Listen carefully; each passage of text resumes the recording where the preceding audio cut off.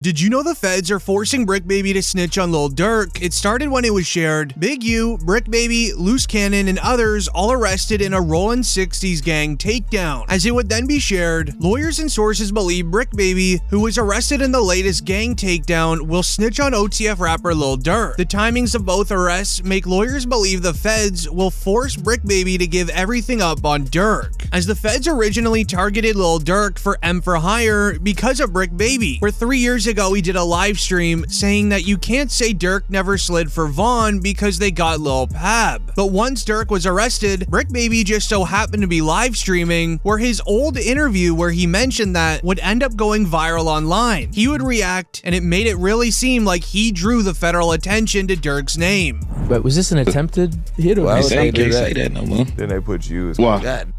Like, who died? You can't say that no more. Oh, because of FBG Cash? Oh, who? Federal charges in California. Nah, because Lil Pab. So this is about the... Oh. What's that? But I'm just saying, they just say you can't say that no more. But did you know Bricc Baby also did something even worse? The feds would bring up Durk's lyrics of, and I quote, "Told me they got an Addy, go, got the location, go." This was from his song Wonderful Wayne and Jackie Boy, which connected to another one of Bricc Baby's interviews. As it was shared, Bricc Baby says that he would have dropped Quando Rondo's location if Lil Durk had asked him because he's loyal to him. Now the feds are questioning, did Lil Durk ask Bricc Baby, as those lyrics were very coincidental. Why is that? Then it's people like, you lined up somebody from your hood. Like, listen, I didn't. But at the end of the day, what's wrong with giving my friend the address? Oh, this is my boy. He lost his boy. Who did it could be around. 9 times out of 10, had he had asked me, I probably would have been Coke if he even asked anybody, if this is even true. But 9 times out of 10, like I said, can I leak a bar? Sure. I said if he make the call right now, I'd up it. Right. With the feds now having Bricc Baby in lockup, pressing serious charges against him, they're gonna force him to snitch on Lil Durk in the end. But did you know that it was announced Charleston White says he's responsible for Bricc Baby being locked up by the feds? I'm the one that put the feds on Bricc Baby. I keep telling y'all niggas think I be playing. When Bricc Baby went to Houston and was playing on the internet and put that $10,000 stack on his head and indirectly said, hey, I got some money on Charleston head, and he continued to act like he was pursuing me. I made a federal report. First, I called Houston and made the report to Houston, but I did this through my law enforcement friend. So, not only that, we filed a report with the feds in LA, along with the LA County Police. I swear to God. As Charleston White isn't the biggest fan of Lil Durk either. He was actually happy when Lil Durk was arrested and counted it as a victory for the community. But now getting Bricc Baby arrested also hurts Lil Durk in the end. This is a real victory. Now that demonic force was a dark force. It was a dark energy. I think we now finally get to put that fire out. I don't think we'll hear drill music ever again. Down goes the drill. So this is a victory for law-abiding Americans who like hip-hop music but don't like the killing part of it. As in the end, Lil Durk's life is beginning to crumble. It would even be announced, reports reveal OTF rapper Lil Durk was attacked in a cell block earlier this morning at the LA County Jail. Conditions of the rapper's health isn't public, however, a change of jails is likely. This is actually what resulted in Kanye West calling Lil Durk inside of jail. Yeah, man, how you feeling? And I'm feeling good, just taking a day at a time, you know, just chilling and staying focused for real. Yeah, I love the time from a federal prison. I love the time we spent in Saudi, man. That was great. And look, that's all I'm talking about here. You know, the people here, they they get their time, and they ain't never experienced the world. So I be telling them stories, and they be on 20. Wow. Yeah, man. I just got off the phone with Puff. I talked to him for the first time 5 minutes ago. 5 minutes before you called me, yeah. However, rumors began firing around online until fans noticed something strange. Quando Rondo and Lul Tim, the two men that desperately want revenge against Lil Durk for what he did to Lil Pab, did separate interviews, but both said the exact same message and had them released on the same day. Many looking at it as a weird coincidence, but others believing that it's a way for the feds not to target Quando and Lul Tim as if they were trying to get revenge against Durk while in jail. Lul Tim would say, "No, like shit, I was just protecting my little brother." When you did finally find out that it was King Von who did it, how'd you feel? I was like, damn, if Brian did that stupid shit last night, he still would have been alive. That's how I was. But I was like, yeah, I ain't no the type person I am. Like, I'm a humble person. I ain't no disrespect to like his mama saying f him like that, cause I could easily get on that type of stuff and be clout chasing type. Like, I ain't on that type. I'm a humble person, but it's like they ain't never popped that shit off. That would have never happened like that. Which then even led to Quando Rondo saying the same thing. He's saying he wishes it was handled a different way, and there's definitely no issues between the two. Whoever on my side, they got kids and a mama that 100% love them. And at the end of the day, bro, all this bull that we talking about is stupid. That could have been handled a totally different way. It could have been handled to the point where a song and $3-4 million could have came out or whatever. Like, it could have got handled in a legit way, in a music way. Both being interviewed by different people, with both interviews being released on the same day and the same hour. However, an online investigator would end up finding out why this was the case, as there's an entire section of evidence in Durk's case about his lyrics only, and how his lyrics are a huge coincidence to crimes that happened in Chicago, as well as the crime that occurred to Lil Pab. However, the lyrics in question are, "Look on the news and see your son screaming no, no," as Quando Rondo was at the scene of the crime screaming no. This man, a passenger in that car, frantic at the sight. As Lil Durk's lawyers claim, those lyrics are just a coincidence as he has an alibi against them. Durk's lawyer announced, in a move out of the YSL trial playbook, Lil Durk's producer says in a declaration in the M for Hire case that the Wonderful Wayne and Jackie Boy song with Babyface Ray, which prosecutors say bragged about the passings, was recorded 7 months before the incident, where there's a court document attached showing the original project file being made and recorded before the crime occurred, making many believe that Quando and Tim were trying to have Durk dealt with, making it a coincidence with their interviews, the exact same way Durk's lyrics just so happened to be a coincidence. But did you know Durk's lawyers are actually using this as an advantage to have Durk released? Before the release of his newest album, an update read, Lil Durk says it's better to be low-key with your money. If you can't afford 10 Maybachs, don't buy one. We already came with a plan to be like feature run, album time. We're gonna do that prayer, we're gonna do this, we're gonna do everything in the way that it's gonna be big. I ain't looking at nothing small no more. I wear this 5 days straight, what you gonna pay? Durk broke. I sell all this shit. I have one car. It's not that I can't get it, it's I don't give a f. I'm not thinking backwards. If you can't buy 10 Maybachs, don't buy it.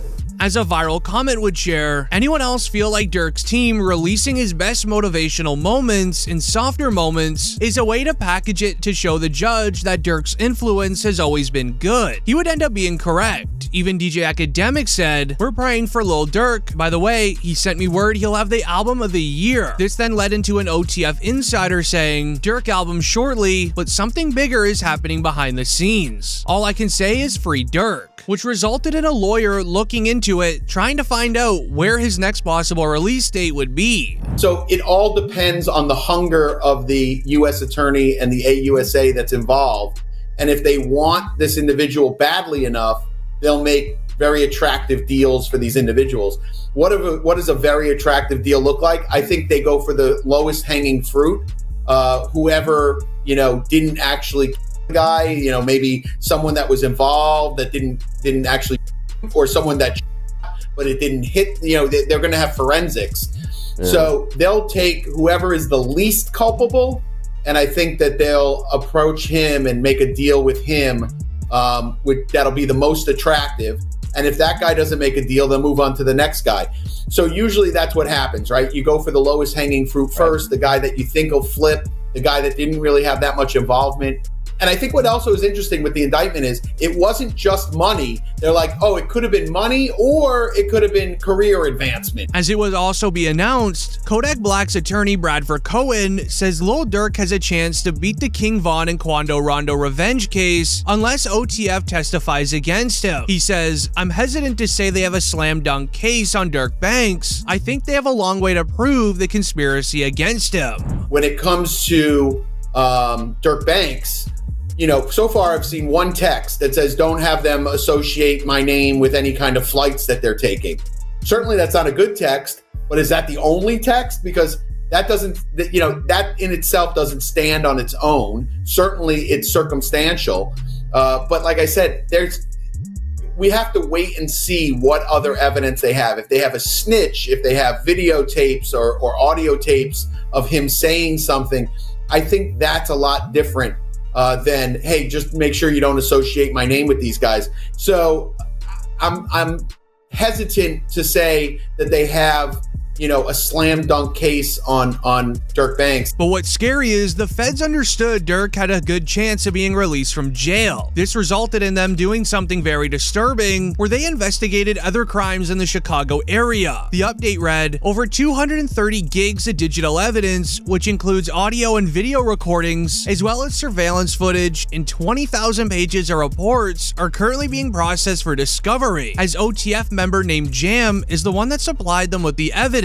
A court update read, the feds believe Lil Durk paid to get these two members dealt with. Number 1, Stefan Mack, who got Lil Durk's brother D-Fang. Number 2, OTF Jam's baby mom passed after Durk found out he wore a wire around him. Feds believe OTF Jam is the key to putting Lil Durk in jail for all 3 crimes. As it was this Instagram live where Durk noticed that OTF Jam was wearing a wire, where Jam is seen holding the top of his coat, whispering in it. Hey, kid. I ain't gonna lie, my whole dream changed. I ain't gonna lie, like back in the day. Oh, my. Oh, dang. Like back in the day. Look, he took out. Give me the check on your man. I heard you got his head. Yeah. I ain't gonna lie, man. Hey, when I was growing up, I don't have a dare. Architect. Having who? What having a dare? School trying to stop time. All that woofing on the net, it got your man shit. Metro!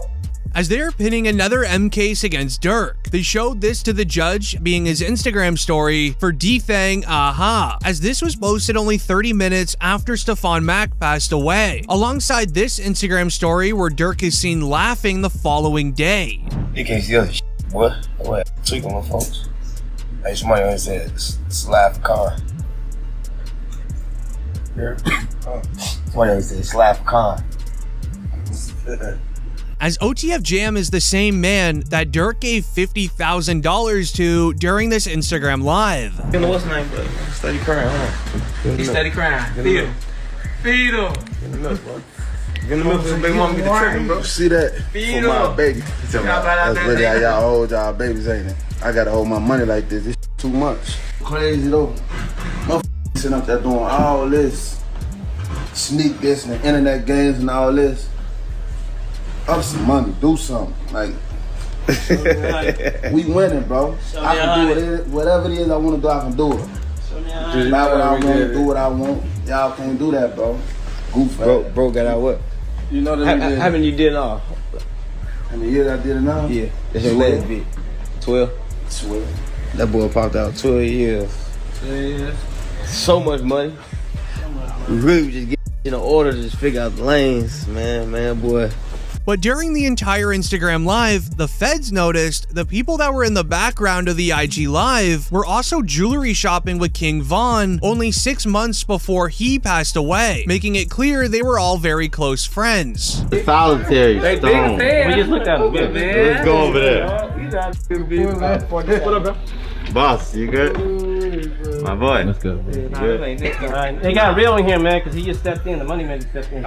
All of this resulted in Lil Durk calling out his own members during an interview. He already knew Jam was acting strange. It would be announced Lil Durk had been playing 3D chess the entire time. He knew OTF Jam was gonna cooperate. I see shit from a mile away. I don't think people realize that. I could have a conversation with you for 5 seconds and know your is gonna cooperate. As Durk would later speak on this further, saying he doesn't even allow his friends to know where he lives and gives no information to anyone. You can even tell how sad he is knowing that Jam snitched. Nobody is ever allowed to my house. It be my best friend never been to my house. For real? I promise. Your best friend? I promise. Like, it's people like that I just don't allow around my girl and my kids, cause it's like I'm just a different type. I'm not the. We're gonna have family night at Durk house tonight. It's the. Everybody at Durk's crib. Yeah, we gotta. Everybody getting watched. We gotta watch everybody. Hey, you go too.